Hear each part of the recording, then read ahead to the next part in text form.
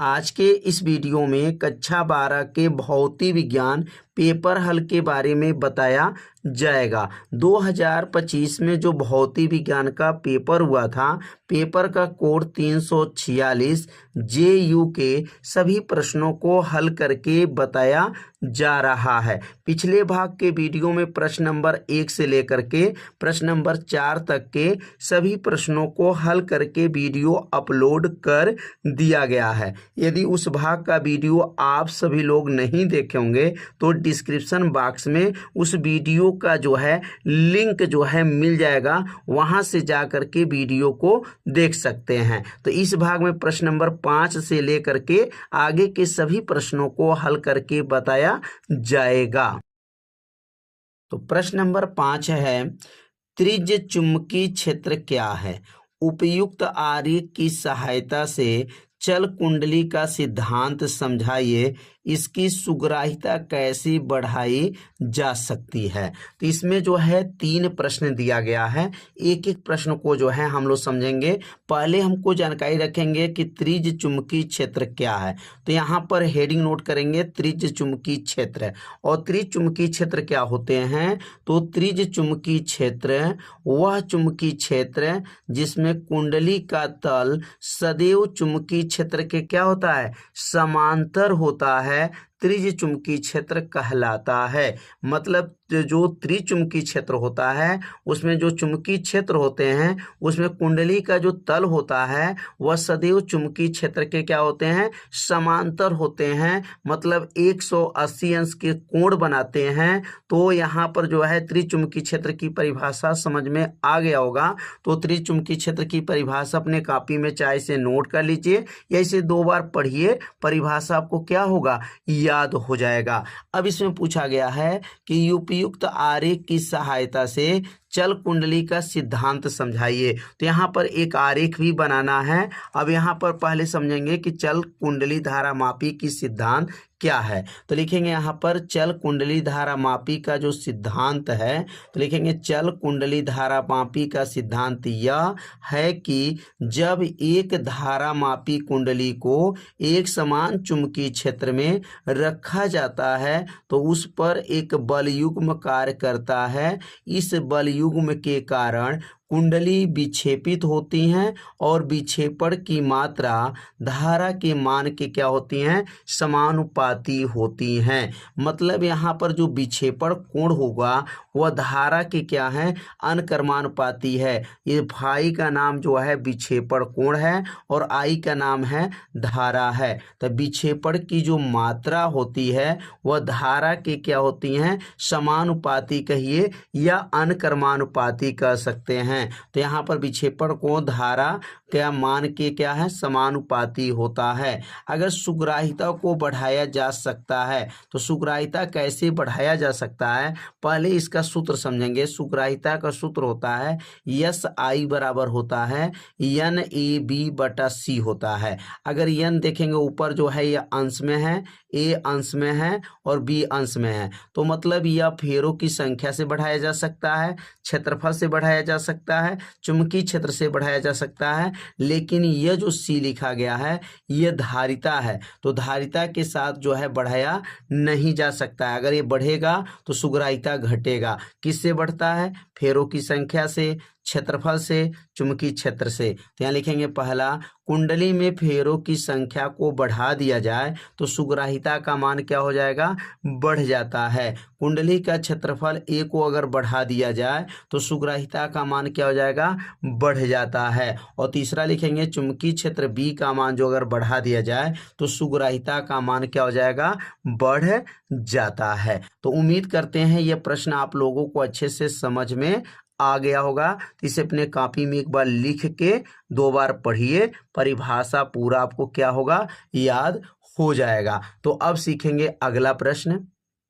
अब अगला जो प्रश्न दिया गया है, प्रत्यावर्ती धारा का शिखर मान 14.14 एम्पियर है और उसकी आवृत्ति कितना दिया गया है 50 Hz मतलब हर्ट्ज है।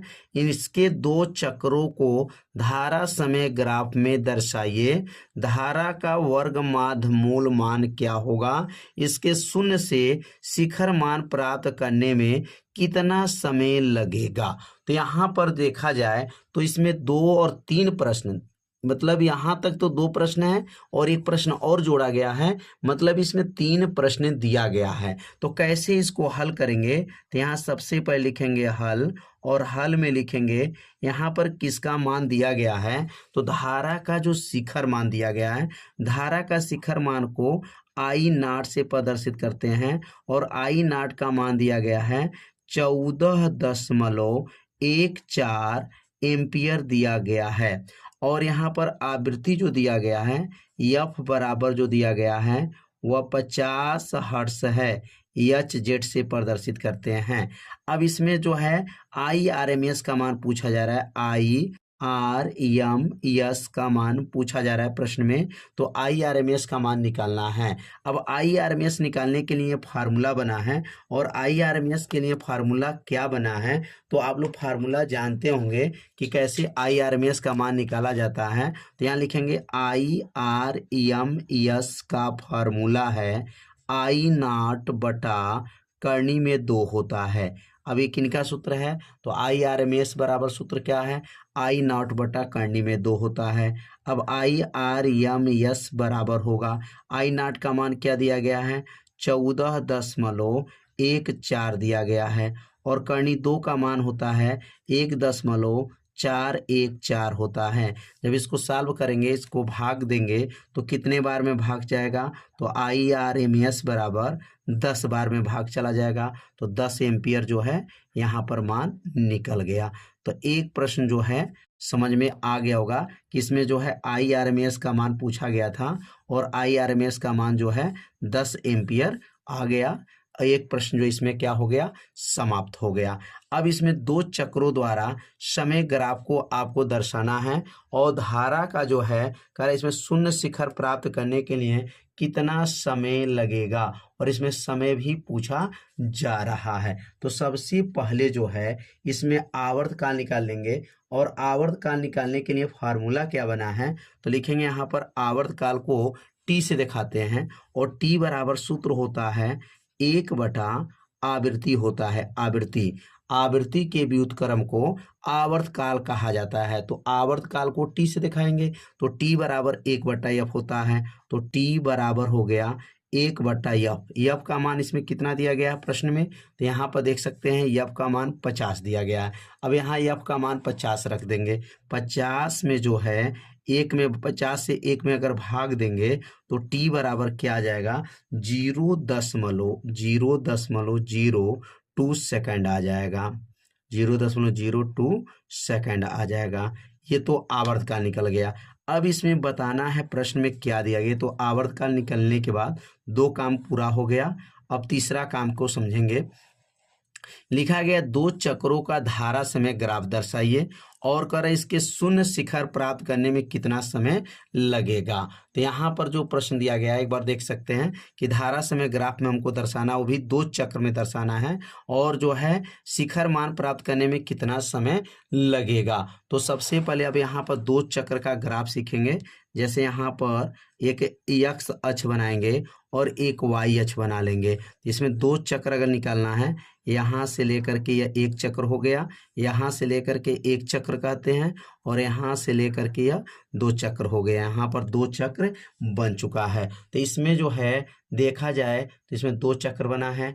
अब 2 चक्र में अब यहाँ पर मान अगर निकालेंगे तो यहाँ पर कितने भाग हो रहा है, 1 2 3 4 भाग हो रहा है। तो यह आवर्तकाल अगर निकालते हैं, इसमें समय निकालेंगे तो लिखेंगे टी बराबर अगर निकालते हैं तो यहाँ पर 4 भाग हो रहा है, 1 2 3 4। तो मतलब इसका भाग को 4 भाग में बांट देंगे। टी वाला हिस्सा जो है टी बटा 4 कर लेंगे, मतलब इसमें 4 भाग है तो इसने 4 भाग में अगर बांटते हैं तो 0.02 में 4 से अगर भाग दें तो 0.02 में भाग करेंगे तो मान कितना आ जाएगा, 0.005 सेकंड आ जाएगा। मतलब टाइम हमको निकालना रहेगा तो कितना समय लगेगा, तो 0.005 जो है सेकंड यहाँ पर टाइम लगेगा। तो समझ में आ गया होगा कि ये 4 से क्यों भाग किए हैं, क्योंकि इसमें 4 भाग हो रहा है। इसमें 2 चक्र हैं, यहाँ से लेकर के एक चक्र यहाँ तक है और यहाँ से लेकर के यहाँ पर 4 चक्र है। तो इसमें जो है टोटल 2 चक्र में 4 खंड होते हैं, यहाँ से अर्ध फिर पूरा फिर अर्ध फिर पूरा। तो इसमें 4 से भाग करेंगे आवर्तकाल में तो हमें मालूम हो जाएगा कि जो है शून्य से अगर शिखर मान प्राप्त करने में कितना समय लगेगा। तो यहाँ भाग देने पर 0.005 सेकेंड लगेगा। तो उम्मीद करते हैं आप यह प्रश्न आप लोगों को अच्छे से समझ में आ गया होगा। अब सीखेंगे अगला प्रश्न।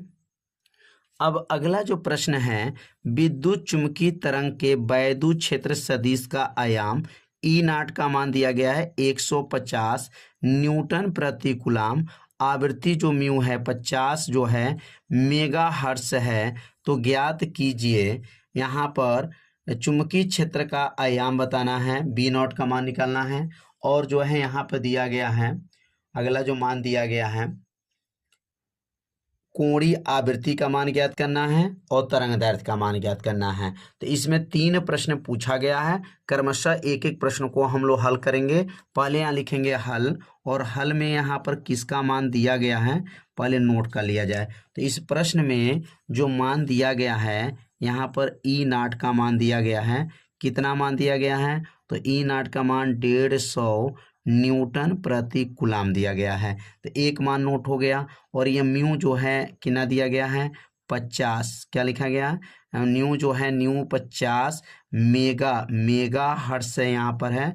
तो न्यू जो है 50 मेगा हर्ट्ज है। तो यहाँ पर जो है इसको छोटा गामा भी पढ़ा जा सकता है, तो गामा बराबर भी बोल सकते हैं, 50 यहाँ लिख सकते हैं। और ये मेगा को हटाना पड़ेगा, मेगा में कितना घात होता है तो 10 के पावर 6 घात होता है और यहाँ बन गया हर्ट्ज हो जाएगा। तो ये तो आवृत्ति का मान निकल गया और ई नॉट का मान निकल गया। अब यहाँ पर जो मान पूछा गया, और सी का मान तो आप लोग जानते हैं कितना होता है, सी का मान 3 × 10 के पावर 8 मीटर प्रति सेकंड होता है। यह होता है प्रकाश का चाल। और यहाँ पर पहला क्वेश्चन अगर हल करते हैं तो बी नॉट का मान पूछा गया है और बी नॉट बराबर यहाँ प्रश्नवाचक हो जाएगा। और बी नॉट का सूत्र क्या होता है, तो बी नॉट का सूत्र बना है, बी नॉट बराबर होता है ई नॉट बटा सी होता है। ई नॉट बटा क्या होता है यहाँ पर सी होता है। किसका सूत्र है, यह बी नॉट का सूत्र होता है ई नॉट बटा सी। अगला स्टेप बनेगा बी नॉट बराबर, अब यहाँ पर ई नॉट का मान भर देंगे। तो ई नॉट का मान प्रश्न में जो दिया गया है तो देख सकते हैं प्रश्न में क्या है 150 कितना दिया गया है 150 आपको दिया गया है बटा, और प्रकाश का चाल 3 × 10 के पावर जो है 8 होता है। 3 × 10 के पावर 8 है, 3 से ये कट जाएगा, 3 × 5 = 15, कितने बार में जाएगा बी नॉट बराबर 3 × 5 = 15 50 हो जाएगा। और 10 के पावर ऊपर जाएगा तो 10 के पावर -8 हो जाएगा। तो क्या बनेगा 50 × 10 के पावर -8 हो गया। अगर एक जीरो कम कर दें तो बी नॉट बराबर हो जाएगा, क्या बनेगा 5 × 10 के पावर ये -8 है तो क्या बन जाएगा यहाँ पर -7 हो जाएगा। और बी का मात्रक आपको मालूम होगा टेस्ला होता है, क्या होता है बी का मात्रक टेस्ला, चुंबकीय क्षेत्र का मात्रक टेस्ला होता है। तो यहाँ पर बी नॉट का मान निकल गया। पहला क्वेश्चन जो है पूरा जो है समाप्त हो गया। अब दूसरा क्वेश्चन में बताना है ओमेगा का मान निकालना है। तो ओमेगा का सूत्र होता है ओमेगा बराबर पढ़े हैं 2 पाई, यहाँ पर 2 पाई गामा हो जाएगा, या छोटा गामा बोल सकते हैं या न्यू बोल सकते हैं। 2 उतर जाएगा, पाई उतर जाएगा, और यहाँ पर म्यू का मान क्वेश्चन में जो दिया गया है 50 × 10 के पावर 6 है। क्या है 50 × 10 के पावर 6 हो जाएगा। ये किसका मान हो गया, यहाँ पर जो है आवृत्ति का मान रखा गया है 50 × 10 के पावर 6, 2 उतर जाएगा पाई का मान और यह आवृत्ति का मान 50 दूनी क्या हो जाएगा 100 पाई, क्या बनेगा 100 पाई हो गया। 100 पाई गुणे 10 के पावर 6 हो जाएगा। अब 2 जीरो इसमें का, 6 जीरो यह हो गया, तो कितना हो जाएगा यहाँ पर 10 के पावर 8 घात पाई हो जाएगा। और इसका मात्रक जो होता है रेडियन प्रति सेकंड होता है। ओमेगा का मात्रक क्या होता है? रेडियन प्रति सेकंड होगा। यहाँ पे लिख लेंगे रेडियन प्रति सेकंड हो गया। किसका मात्रक हो गया? यह ओमेगा का मात्रक रेडियन प्रति सेकंड हो गया। तो इसमें जो है 2 प्रश्न जो है पूरा जो है कंप्लीट हो गया। अब लेमडा का मान पूछा गया है, तो लेमडा का मान सूत्र होता है लेमडा बराबर सी बटा यहाँ पर न्यू हो जाएगा। अब लिखेंगे सी का मान क्या है? 3 गुणे 10 के पावर 8 होता है। और जो म्यू का मान दिया गया प्रश्न में 50 गुणे 10 के पावर 6 दिया गया है। अब यहाँ से 2 जीरो इसको दे देगा, तो अगर 2 जीरो इसको दे देगा 3 को, तो ये बन जाएगा 300 हो जाएगा। और 10 के पावर ये हो गया 6, अब भागा में हो जाएगा 50 और गुणे 10 के पावर 6, 6 घात से 6 घात खत्म, और 50 इसको काटेंगे तो 50 से 300 कट जाएगा, तो 6 बार में जाएगा और लेमडा का मात्रक 6 मीटर हो जाएगा। तो यहाँ पर कैसे हल किए हैं? 2 जीरो इसको दे देंगे, 6 घात बन जाएगा, और 6 घात से 6 घात कट जाएगा, और 50 से 300 में भाग करेंगे तो वह 6 बार में जाएगा। तो लेमडा का मान क्या आ गया? 6 मीटर आ गया। तो उम्मीद करते हैं तीनों प्रश्न आप लोगों को अच्छे से समझ में आ गया होगा। तो यहाँ पर ये दूसरा प्रश्न हल किया गया है, और यहाँ पर जो हल किया गया है तीसरा प्रश्न हल किया गया है। तो अब अगला प्रश्न के बारे में समझेंगे। अगला क्वेश्चन है विस्थापन धारा से क्या तात्पर्य है? संशोधित एम्पीयर नियम का समीकरण लिखिए। तो यहाँ पर विस्थापन धारा का परिभाषा लिखना है। तो सबसे पहले यहाँ पर हेडिंग नोट कर लेंगे विस्थापन धारा। विस्थापन धारा किसे कहा जाता है? बहुत आसान परिभाषा है, बस 2 बार पढ़िए, परिभाषा आपको क्या होगा? याद हो जाएगा। तो यहाँ पर लिख लेंगे विस्थापन धारा क्या है। तो यहाँ पर विस्थापन धारा का अगर परिभाषा लिखेंगे तो लिख लेंगे यहाँ पर परिवर्तित, क्या लिखेंगे यहाँ पर? परिवर्तित वैद्युत क्षेत्र, परिवर्तित वैद्युत क्षेत्र, परिवर्तित वैद्युत क्षेत्र, वैद्युत क्षेत्र, यहाँ पर वैद्युत क्षेत्र लिख लेंगे।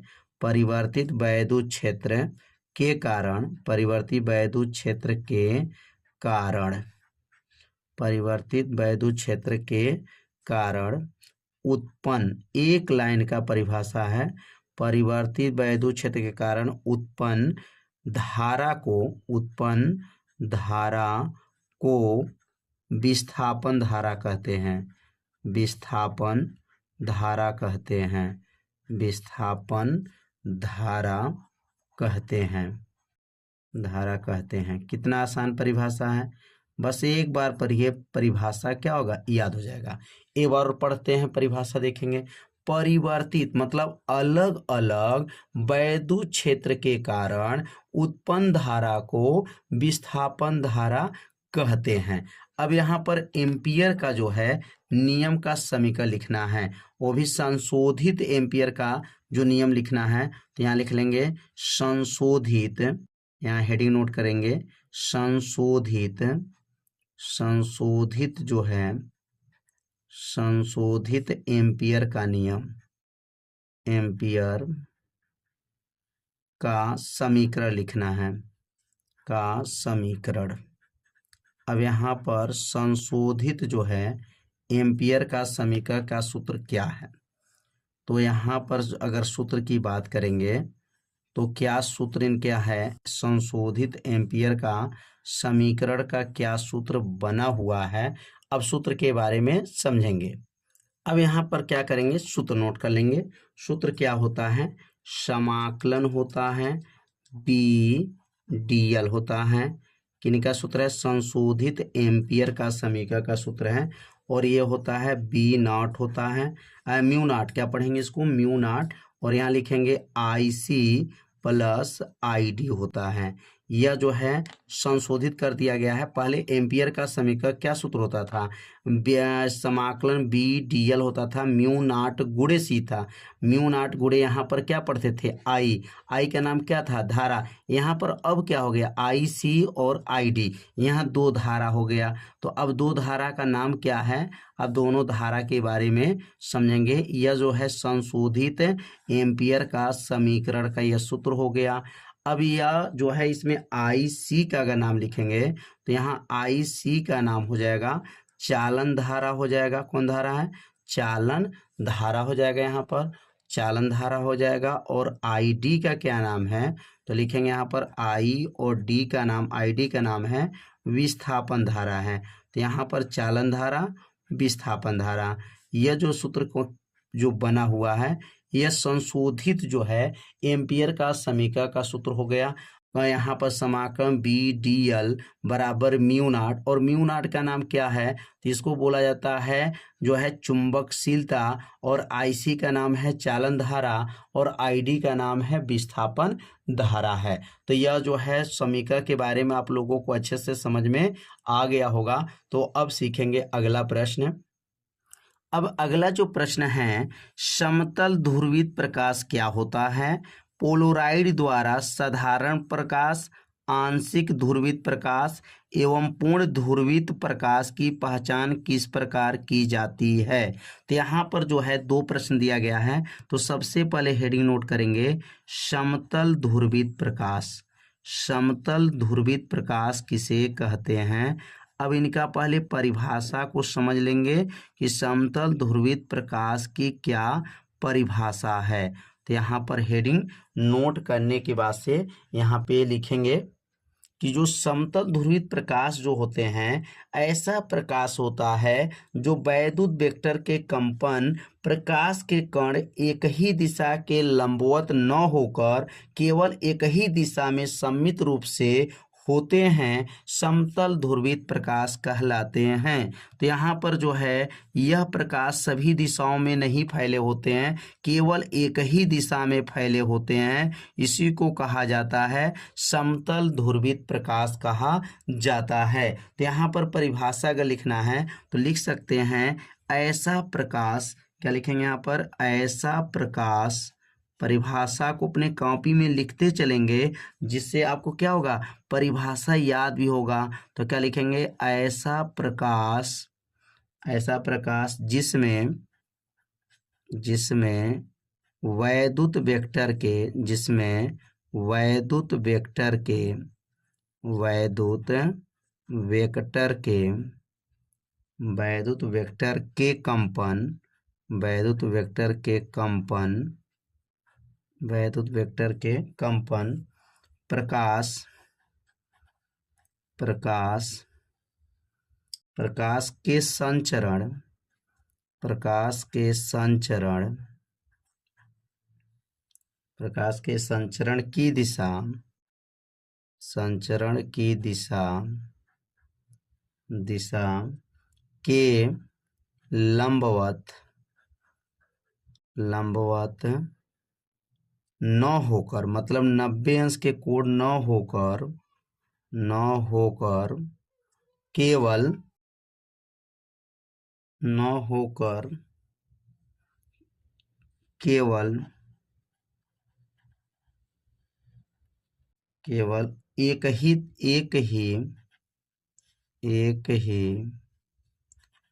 तल में सममित, एक ही तल में सममित रूप, एक ही तल में सममित रूप से होते हैं, रूप से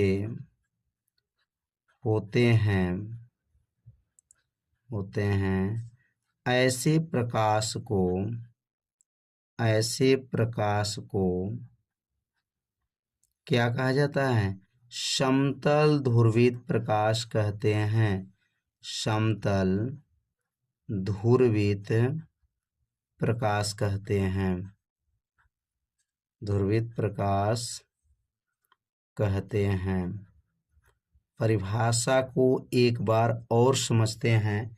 समतल ध्रुवित प्रकाश का मतलब होता है वह एक ही दिशा में प्रकाश का जो है तरंग संचरण की दिशा होता है। तो लिखेंगे ऐसा प्रकाश जिसमें वैद्युत वेक्टर के कंपन प्रकाश के संचरण की दिशा के लंबवत न होकर, मतलब 90 अंश का कोण नहीं बनाएंगे, सभी दिशाओं में प्रकाश नहीं फैलेंगे, केवल एक ही तल में सममित रूप से होते हैं, ऐसे प्रकाश को समतल ध्रुवित प्रकाश कहा जाता है। तो यह जो सीधी रेखा में प्रकाश जाएगा, केवल एक ही दिशा में प्रकाश जाता है, वह समतल ध्रुवित प्रकाश कहलाता है। अब यहाँ पर एक क्वेश्चन और पूछा गया है कि पोलराइड द्वारा साधारण प्रकाश के बारे में बताना है, आंशिक ध्रुवित प्रकाश के बारे में बताना है, और पूर्ण जो है यहाँ पर ध्रुवित प्रकाश की पहचान किस प्रकार किया जाता है। तो यहाँ पर 3 बातों को आपको लिखना होगा,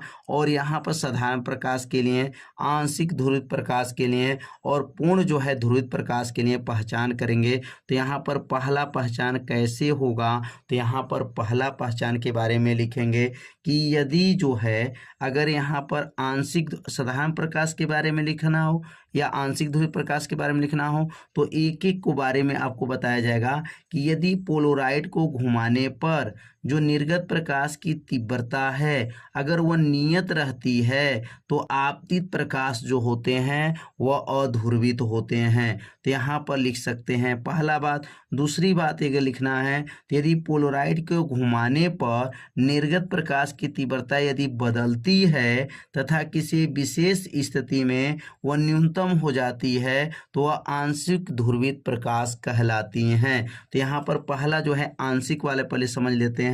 तो लिखेंगे यदि, पहला बात को लिखेंगे यहाँ पर, यदि पोलराइड, यदि यदि पोलराइड को घुमाने पर, पोलराइड को घुमाने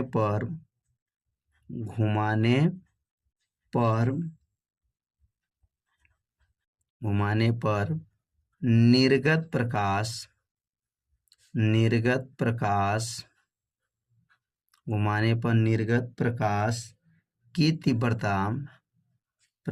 की तीव्रता बदलती है, तीव्रता क्या होती हैं, बदलती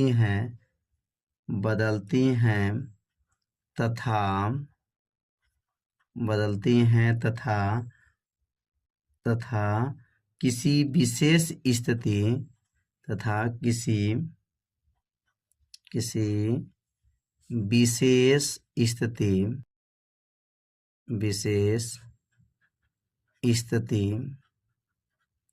विशेष स्थिति में न्यूनतम हो जाती है, विशेष स्थिति में क्या हो जाती हैं, न्यूनतम हो जाती हैं। विशेष स्थिति में क्या हो जाती हैं, न्यूनतम मतलब कम हो जाती हैं, न्यूनतम हो जाती हैं, तो आपतित प्रकाश हो जाती हैं। तो आपतित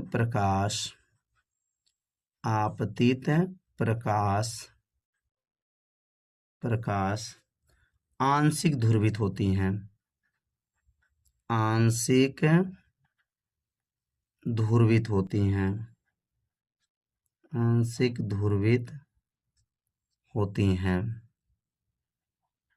पहला जो बात एक बार और समझते हैं, क्या बताया गया है कि यदि पोलराइड को घुमाया जाए और निर्गत प्रकाश की तीव्रता बदलती है, मतलब निर्गत जो प्रकाश की तीव्रता है वह कम बेसी होने लगती हैं, न्यूनतम हो जाती हैं, तो जो आपतित प्रकाश होता है वह आंशिक ध्रुवित होता है। तो ये तो आंशिक ध्रुवित के लिए हो गया। अब ये दूसरी बात बताया जाएगा, दूसरे प्रकाश के लिए जो है ध्रुवित प्रकाश, साधारण प्रकाश के लिए क्या लिखेंगे कि यदि पोलराइड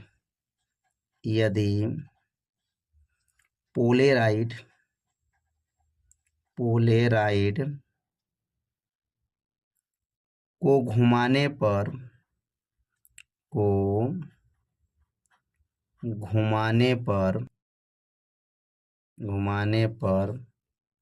निर्गत प्रकाश घुमाने पर जो निर्गत प्रकाश की तीव्रता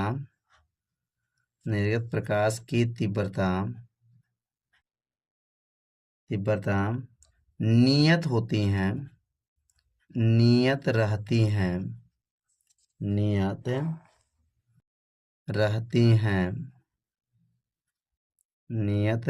हैं तो आपतित प्रकाश